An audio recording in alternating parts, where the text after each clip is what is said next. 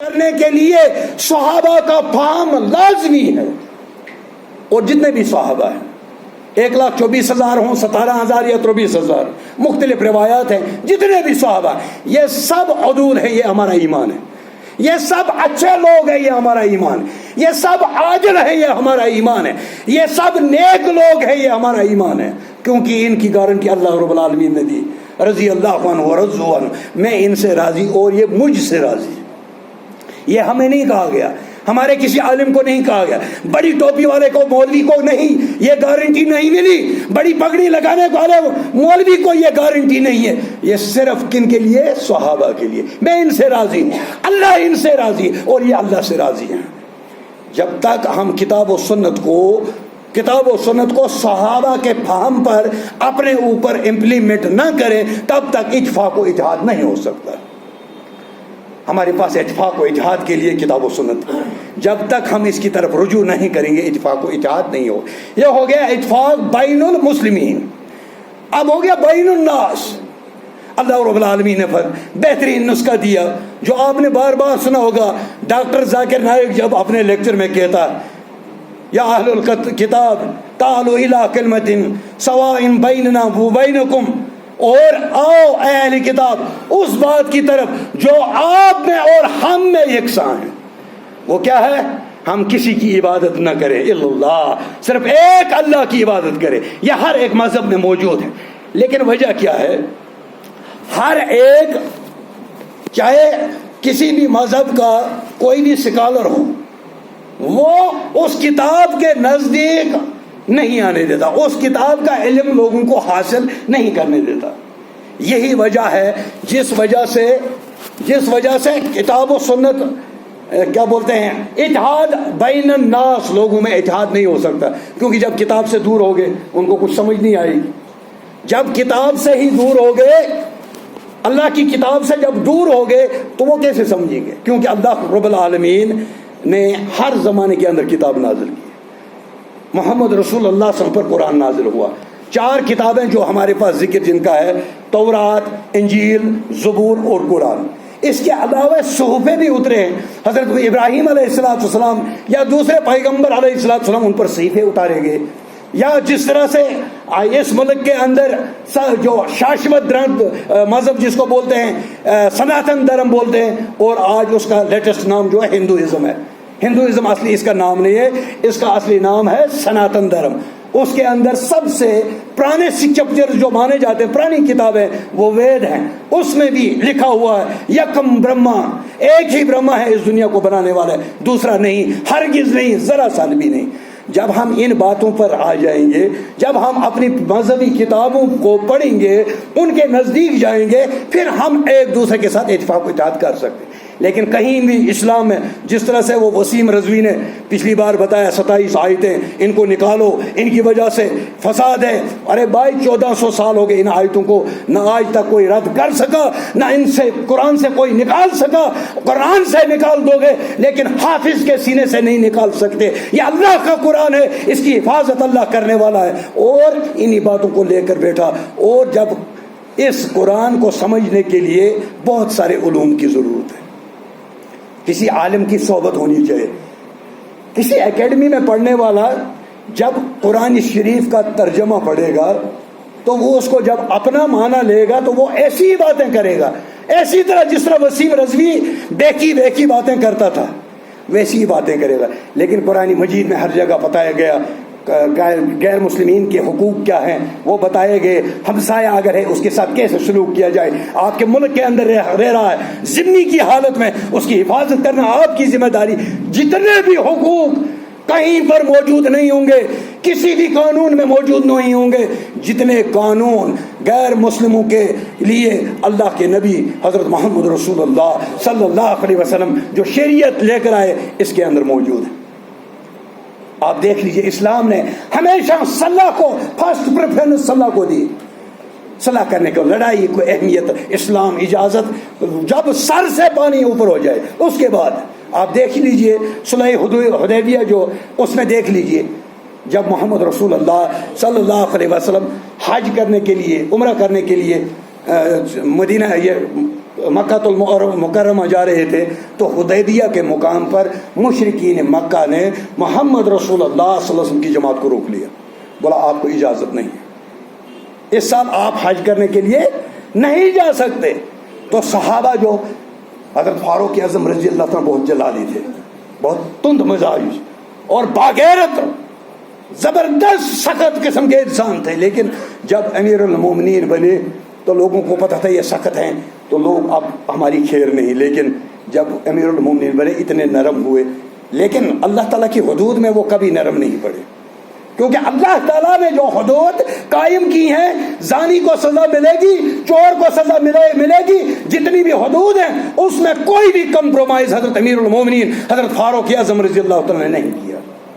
ایک بار ایک وفد آیا امیر المومنین کو ملنے کے لیے، عیسائیوں کا بہت بڑا وفد، بڑے ڈریس لگے ہوئے تھے، اچھے اچھے کپڑے، بڑے چگے لگے ہوئے تھے، وہ وہاں کا ایک سفیر آیا تھا، تو ہم دیکھیں گے ان کے ساتھ کوئی بات کرنی تھی۔ تو صحابی کسی سے ملا، بولا آپ کے امیر المومنین کہاں ہیں، جو آپ کے بادشاہ ہے؟ وہ امیر المومنین کہاں کہتے ہیں، انہوں نے کہا آپ کا بادشاہ کہاں ہے؟ تو ان کو یہ خیال تھا، وہ پھر لکھتا ہے، لکھنے والا مورخ لکھتا ہے، ان کا یہ خیال تھا کہ امیر المومنین کے لیے کوئی بہت بڑا محل بنا ہوگا، اس میں رہتے ہوں گے، بہت بڑی بلڈنگ ہوگی، جہاں پر نوکر چاکر ہوں گے، جہاں پر پہرا ہوگا، جہاں پر لوگ ہاتھ باندھ کر کھڑے ہوں گے جس طرح ہمارے ہاں ہوتا ہے۔ تو جب وہ ان سے پوچھا، بولا کہاں ہیں، تو مسجد نبوی کی طرف اشارہ کیا، بولا وہ وہاں پر ہے، اس مسجد کے اندر بیٹھے ہوئے۔ تو وہ آنے والے جب آئے، انہوں نے دیکھا پھٹے ہوئے کپڑے اور مٹی پر لیٹے ہوئے ہیں حضرت امیر المومنین، 18,000 شہروں کے بادشاہ، 18,000 شہروں کے امیر المومنین، 22 لاکھ مربع کلومیٹر کے حکمران امیر المومنین، ننگی زمین پر گردہ لگا ہوا، ننگے جسم، پھٹے ہوئے کپڑے اس پر لیٹے ہوئے تھے، اور ایک پتھر سرانے رکھا ہوا تھا، کوئی تکیہ نہیں۔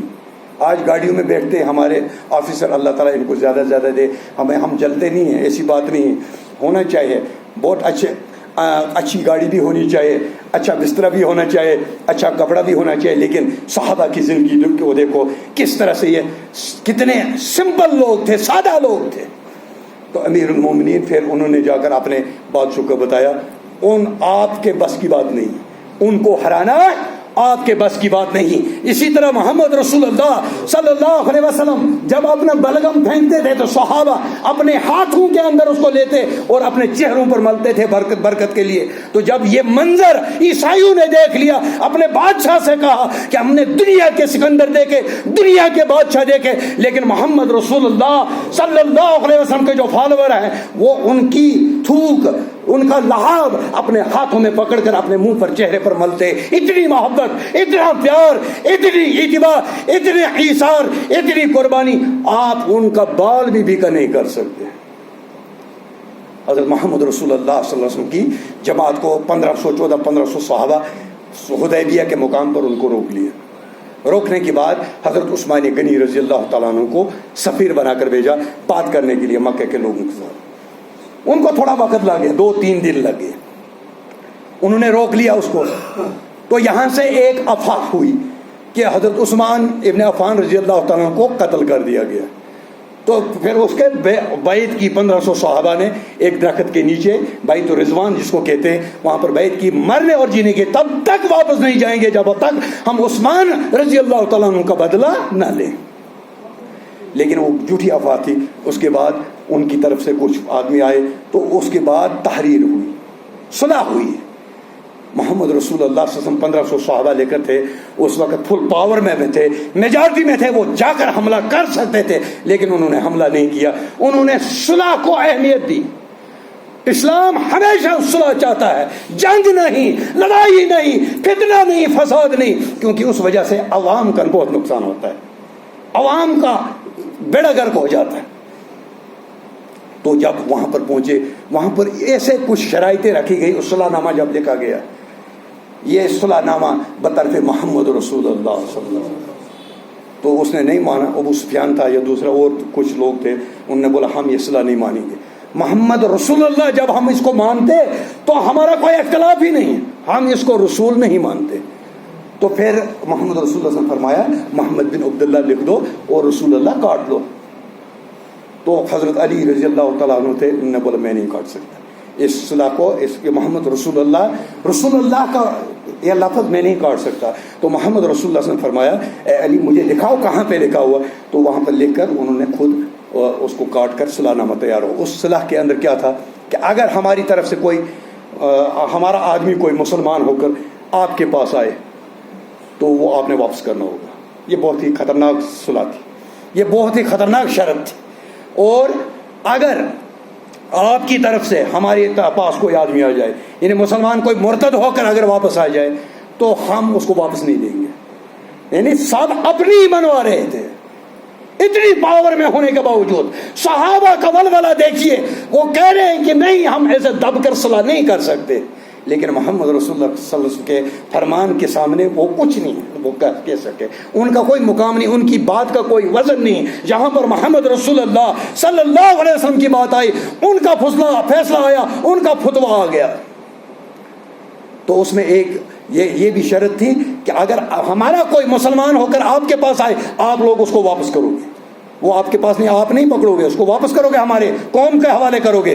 اگر تمہارا کوئی آدمی مرتد ہو کر ہمارے پاس آ جائے ہم واپس نہیں کریں گے. تو صلح نامہ جب تیار ہوا, تیار ہونے کے بعد وہاں سے ایک صحابی زنجیروں میں باندھا ہوا کہیں کاٹ کر بھاگتا ہوا آیا, یا رسول اللہ مجھے بچا لیجیے, بہت ظلم ہوا میرے ساتھ. بولا صلح نامہ لکھا جا چکا ہے, آپ واپس جائیے اور اللہ سے صبر کیجیے, اللہ سے مانگیے, مدد مانگیے, وہ اللہ آپ کی مدد کرے گا. لیکن وہ صحابہ نے پوچھا یا رسول اللہ ہم نے تو واپس کر دیا, لیکن اگر ہمارا کوئی گیا تو وہ یہ کیوں نہیں واپس کریں گے. بولا جو اسلام سے مرتد ہو جائے, دین کو چھوڑ دے, اس کو ہمیں اس کی ضرورت, ہمیں ان لوگوں کی ضرورت ہے جو اللہ اور اللہ کے رسول صلی اللہ علیہ وسلم پر ایمان لاتے ہیں, ان کی رسالت پر ایمان لاتے ہیں, اسلام کو مانتے ہیں, اسلام کو اپنا ضابطۂ حیات مانتے ہیں. ان لوگوں کی ضرورت ہے. جو اس کو چھوڑ دیتا ہے اس کی ہمیں ضرورت نہیں ہے, جانے دو. اس کے بعد دیکھیے دوسرا, یعنی اسلام صلح چاہتا ہے, اسلام لڑائی نہیں چاہتا, اسلام جنگ نہیں چاہتا. حتی الامکان کوشش کرتا ہے کہ صلح ہو جائے. صلح سے اگر کام چلتا ہے اس میں بہت فائدہ ہے. جتنا جنگ سے ہو تو نقصان ہوتا ہے اتنا صلح میں فائدہ ہے, اور جنگ میں نقصان ہے. اور کس کو؟ وہ قوم کو نقصان ہوتا ہے, عوام کو نقصان ہوتا ہے. تو اس کے بعد حضرت محمد رسول اللہ صلی اللہ علیہ وسلم نے حکم دیا صحابہ کو, بولا اپنے اونٹ ذبح کر لو. ساتھ لے گئے تھے نا, حدیث ساتھ لے گئے تھے, بولا ذبح کرو. کوئی نہیں کر رہا, کسی نے نہیں کیا. یہ پہلا مقام ہے محمد رسول اللہ صلی اللہ علیہ وسلم صحابہ کو حکم دے رہے ہیں اونٹ ذبح کیجئے, لیکن کوئی نہیں کر رہا.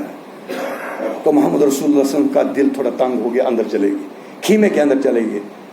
ام المومنین حضرت حفصہ تھی وہاں پہ غالباً, یا ام سلمہ, ان دو میں سے ام سلمہ رضی اللہ تعالیٰ عنہ. یا رسول اللہ کیوں, آپ کیوں پریشان کیوں؟ کہ میرے صحابہ نے آج پہلی بار میں نے کہا تھا قربانی کرو, یہ قربانی نہیں کر رہے. بولا یا رسول اللہ دیکھو, عورت, ہم آج کے معاشرے میں کہتے ہیں عورت کا مشورہ مت مانو. کس نے کہا مت مانو؟ بیوی اگر کوئی نیک مشورہ دیتی ہے تو مان لیجئے, اگر غلط مشورہ دے گی اس کو سمجھائیے. یہ مت کہیے کہ عورت کا مشورہ اس میں خیر ہی نہیں. کس نے کہا؟ جب محمد رسول اللہ صلی اللہ علیہ وسلم کو اپنی ازواج مطہرہ, اپنی بیوی مشورہ دے, ام سلمہ نے کہا یا رسول اللہ صلی اللہ علیہ وسلم آپ ان کو ذبح کرنے کا حکم مت دیجیے, کچھ مت کہیے, جا کر اپنے اونٹ کو ذبح کر دیجیے. پھر دیکھیے محمد رسول اللہ صلی اللہ علیہ وسلم خیمے سے باہر نکلے, اونٹ ذبح کیا, جیسے ذبح کیا سب صحابہ آگے اپنے اپنے اونٹ ذبح کر لیے. یعنی محمد رسول اللہ صلی اللہ علیہ وسلم جس ابھی نبوت سے پہلے ایک صلح ہوئی تھی کہ ہم ظالم کو روکیں گے اور مظلوم کا ساتھ دیں گے, اگر کہیں پر ظلم ہوتا ہوگا ہم اس کو روکیں گے. یہ ایک صلح نامہ ہوا تھا قدیم زمانے میں نبوت سے پہلے. تو محمد رسول اللہ صلی اللہ علیہ وسلم نے فرمایا اگر آج نبی بننے کے بعد بھی مجھے کوئی ایسی صلح کی طرف بلائے میں پہل کرنے والا ہوں, میں واپس مڑنے والا نہیں ہوں. یہ محمد رسول اللہ صلی اللہ علیہ وسلم کے فرمان. اور اتفاق اور اتحاد اگر پوری کائنات کے اندر کرنا ہے تو ان کو اپنے مذہب کی کتابوں کو پڑھنا پڑے گا, عوام کو. یہ نہیں کہ مولوی کو ٹھیکہ دے دیا, مولوی نے پڑھا آدھا چھپایا آدھا بتایا, نہیں ایسا نہیں. پنڈت نے آدھا پڑھا آدھا چھپایا آدھا بتایا, پھر اتفاق و اتحاد نہیں ہوگا. تعالوا الی کلمۃ سواء بیننا وبینکم، جو تم اور ہم میں یکساں ہیں وہ کیا ہے؟ ایک اللہ کی عبادت کریں، اس کے ساتھ کسی کو شریک نہ کریں، اور اپنے عالم و ربحان کو اپنا رب نہ بنائیں۔ اب یہاں پر ایک مسئلہ اور ہو گیا کہ اپنے علماء اور ربحان کو رب بنانا۔ تو محمد رسول اللہ صلی اللہ علیہ وسلم پر جب یہ آیت نازل ہوئی، صحابہ نے پوچھا، صحابہ غیر مسلم یہودی جو تھے، انہوں نے پوچھا یا رسول اللہ صلی اللہ علیہ وسلم، آپ بولتے ہیں، اے محمد بن عبداللہ، آپ بولتے ہیں کہ رب بنانا، ہم تو اپنے روبان ان کیا بولتے ہیں پوپس کو، ان کو ہم رب تو نہیں مانتے۔ تو نبی کریم صلی اللہ علیہ وسلم نے فرمایا، کیا جب یہ کوئی چیز آپ پر حرام کریں آپ رکتے ہو؟ آپ اس کو حرام مانتے ہو؟ بولا ہاں یا رسول اللہ صلی اللہ علیہ وسلم۔ اگر یہ آپ پر کوئی چیز حلال کر دیں کیا آپ اس کو حلال مانتے ہو؟ فرمایا ہاں۔ اگر یہ کسی بات کا حکم دیں آپ مانتے ہو؟ بولا ہاں۔ اگر کسی سے روکیں رکتے ہو؟ بولا ہاں۔ بولا یہی تو ہو گیا رب ماننا، یہی ہو گیا رب مانا۔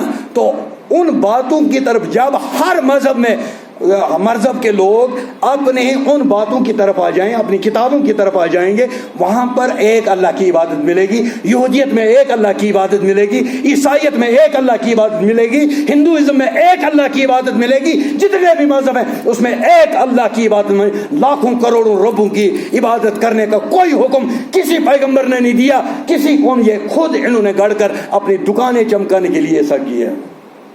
انسانیت کو جینے دو یار، 60 سال 70 سال زندگی امن سے رہنے دو، یہ 4 دن اچھی طریقے سے گزارنے دو۔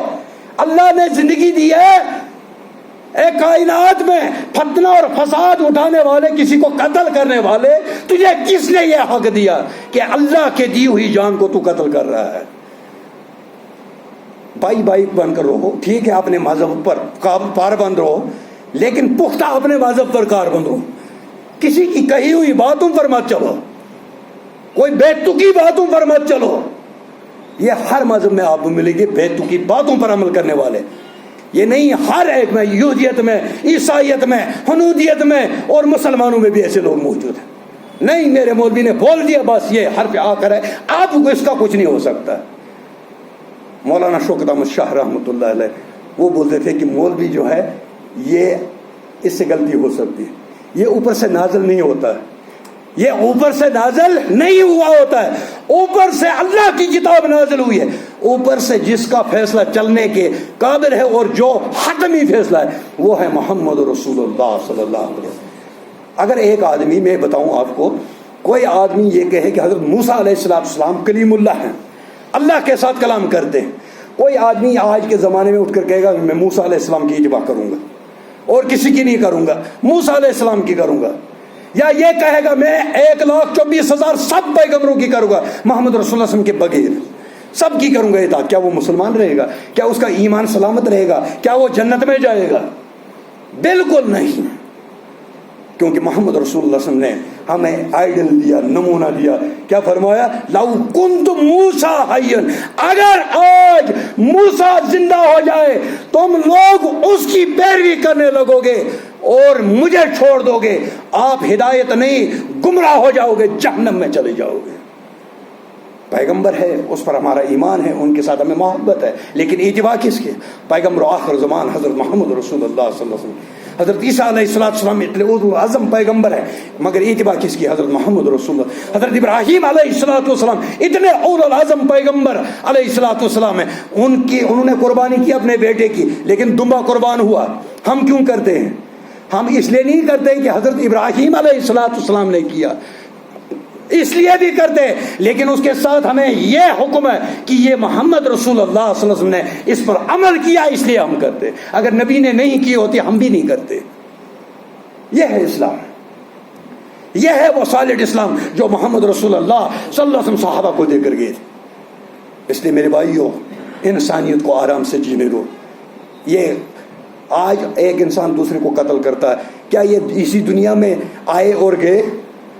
جب آخرت میں حساب مانگا جائے گا، ایک ایک کو کھڑا کیا جائے گا، قاتل کو کھڑا کیا جائے گا، ظالم کو کھڑا کیا جائے گا، چور کو کھڑا کیا جائے گا، مظلوم کو بھی کھڑا کیا جائے گا، اس سے بھی پوچھا جائے گا تجھے بھی کھڑا ہونا ہے۔ یہاں پر ایک عدالت میں کھڑا ہو کر تو جواب نہیں دے سکتا. جب اللہ کے ہاں عدالت گرم ہوگی, جس وقت گرمی بھی اتنی, آسمان یا سورج بھی کتنا قریب ہوگا, اس وقت تو کیا جواب دے گا؟ ہم کیا جواب دیں؟ اس لیے یہ اللہ کا حق ہے. کسی کی جان لینا اللہ کا حق ہے, ہمارا کوئی حق نہیں بنتا ہم کسی کی جان لیں. الا دو صورتوں کے اندر, کوئی زانی ہے اس کو سنسار کرنا ہے, شادی شدہ, اس صورت میں اس کی جان چلی جاتی ہے, وہ ثواب ہے, اس عمل پر ثواب ملے گا. ایک قتل کرنے پر پوری انسانیت کا قاتل قرار دیا جائے گا, اور ایک قتل کرنے پر آپ کو ثواب ملے گا. وہ یہی ہے, جس نے قتل کیا اس کو قتل کے بدلے قتل کرنا ہے, یہ ثواب کا کام ہے. لیکن انلیگل کسی کو مارنا, بے گناہ کسی کو قتل کرنا, کل اللہ کے ہاں کھڑا ہونا ہے. ہم نے کیا سمجھ لیا؟ اسلام کو کیا سمجھ لیا ہم نے؟ ہماری شادیاں, ہمارا اٹھنا, ہمارا بیٹھنا, ہمارا گھریلو ماحول, آپ دیکھ لیجئے ہم کس کی اتباع کر رہے ہیں. ہم انگریزوں کے پیچھے چل رہے ہیں کہ محمد رسول اللہ صلی اللہ علیہ وسلم کے صحابہ کے پیچھے چل رہے ہیں. فتوے دیکھو ہمارے گوگل پہ کتنے فتوے ہم دیتے ہیں, اللہ ہی بچائے. ہر ایک مفتی بنا ہوا ہے, ہر ایک فتوا دیتا ہے.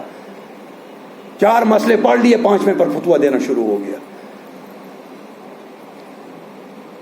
فتوا مت دے دو, فتوا بازی مت کرو, ایک دوسرے کی پگڑی مت اچھالو, کچھ حاصل نہیں ہوگا. میں کسی دیوبندی کی پگڑی اچھالوں, نہیں, جائز نہیں ہے, حرام ہے. ہاں اس میں کوئی کمزوری ہے, میں یہ کہہ سکتا ہوں بھائی تیرے میں یہ کمزوری ہے, اس کو دور کر, یہ حق ہے ہمارا, یہ ہم کر سکتے ہیں. لیکن کسی کو عزت ریزی کرنا, کسی کی جماعت کو بدنام کرنا, کسی کی پگڑی اچھالنا, اس کے لیے کوئی حق نہیں ہے ایک مسلمان کو. اور ایک چیز اور میں نے دیکھا, یہ فیس بک پر دیکھ لیجیے آپ, بولا یہ یزیدی اور حسینی, یہ کیا بات ہے؟ بولا یزیدی اور حسینی. میں نے خود ایک پوسٹ پڑھی, ارے بھائی یزید کو حسین سے ملا رہے ہو, حضرت حسین رضی اللہ تعالیٰ, اس حسین سے جو نبی کا نواسا ہے, جو جنتی یوں کا سردار, نوجوانوں کا سردار ہے, جو صحابی رسول ہے, جو فاطمہ کا لال ہے, جو علی کا گلال ہے, جو محمد رسول اللہ علیہ وسلم کا پیارا ہے, اس کو یزید کے ساتھ ملا رہے ہو. یہ تو تم لوگوں نے کیا کرتے ہو اس فیس بک پر, کیسے اس سوشل میڈیا کو کیا استعمال کرتے ہو. حضرت حسین رضی اللہ تعالیٰ عنہ کا مقام پوری کائنات کے لوگ, عالم سب اگر ملا لیے جائیں, حسین رضی اللہ تعالیٰ چھوٹا صحابی ہے نا, محمد رسول اللہ صلی اللہ علیہ وسلم کے زمانے میں وہ چھوٹا صحابی تھا, عمر سے, عظمت میں نہیں, عظمت میں بہت بڑا ہے, عمر میں چھوٹا ہے. پوری آج تک قیامت تک جتنے علماء, بڑے بڑے فلاسفہ, سب کو ملا لیا جائے, لیکن حسین کے 1 گھنٹے کے برابر نہیں ہو سکتے. 1 گھنٹے کی عبادت کے برابر. ان کی 1 گھنٹے کی عبادت پورے قیامت تک جتنے آنے والے لوگ. یہ صحابی کا مقام ہے, یہ صحابی کا مقام